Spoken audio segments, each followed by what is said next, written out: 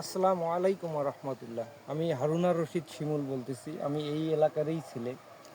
আমি ছোট থেকেই দেখে আসতেছি, এই যে আপনারা দেখতেছেন, এই যে চারপাশে সবুজে সবুজ, কত সুন্দর দেখা যাচ্ছে। আসলে এই সবুজ আর সবুজ না, এই সবুজ আর আমাদের এই প্রকৃতিকে এত সুন্দর সবুজ করে রাখে না। এই সবুজ হলো, এটাকে বলে তামাক। তামাক মানে নেশার দ্রব্য। জর্দা তৈরি হয়, সিগারেট তৈরি হয়, গুল তৈরি হয়, বিড়ি তৈরি হয় এই সবুজ পাতা থেকে। এটা শুকানোর পর এর কালার হয় আপনার খাকি কালারের, সিগারেটের কালারের, জর্দার কালারের। আর এই বিষ দেখেন, চারপাশে দেখেন যে কত বিষাক্ত জিনিস। এই এলাকার লোক বোঝে না এর ইফেক্ট, এর যে প্রভাব।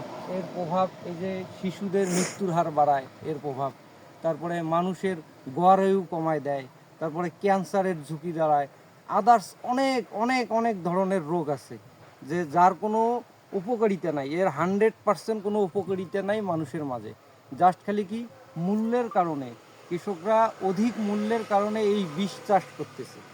তা আমাদের এই গভর্নমেন্ট বা এই সরকারের কাছে আমাদের দাবি যে এই বিষ থেকে কিভাবে আমরা মুক্তি লাভ করব।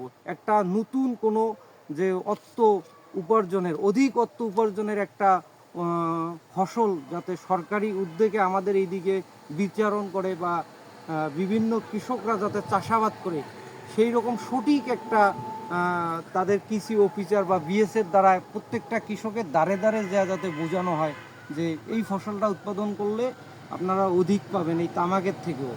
এটা মানে আমরা এইরকম গোষ্ঠীময় লোক যদি মানে চিন্তা ভাবনা করি, আমাদের দ্বারা সম্ভব হবে না এটা রোধ করা।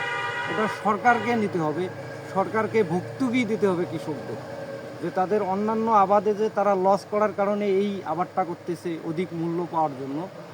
সরকারকে তাদেরকে ভর্তুকি দিয়া নতুন কোনো একটা দামি ফসল দিতে হবে, যেই ফসলটা এই তামাকের থেকে অধিক টাকা তারা পায়। তাতে দেখা যাবে এই তামাকের উৎপাদন কমে যাবে এবং অনেকটাই উৎপাদন কমে যাবে। এই জন্য আমি সরকারের কাছে জোর দাবি জানাচ্ছি যে যেন আমাদের এলাকার এই দিক যাতে, বিশেষ করে লালমনিরহাট, রংপুর বিভাগের লালমনিরহাট যাতে নজর দেয়, যাতে এই বিষ উৎপাদনে যাতে রোধ হয়, এই বিষ, এই নেশাদার দ্রব্য। কারণ এতে দেখা যায় যে অন্যান্য জেলায় দেখা যাচ্ছে যে তারা অন্যান্য ফসল করতেছে এবং সরকার তাদেরকে সাহায্য সহযোগিতা করতেছে, সেটা আমাদের লালমনিরহাট জেলায় নাই। আমি সরকারের কাছে দৃষ্টি আকর্ষণ করতেছি যাতে সরকার আমাদের লালমনিরহাট জেলায় যাতে নজরদারি করে, যাতে এই বিষ উৎপাদনে যাতে আমাদেরকে প্রতিরোধ করে।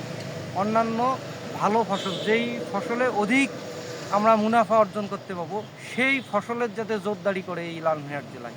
এই বলে আমার কথা শেষ করতেছি। আসসালামু আলাইকুম ওয়া রাহমাতুল্লাহ।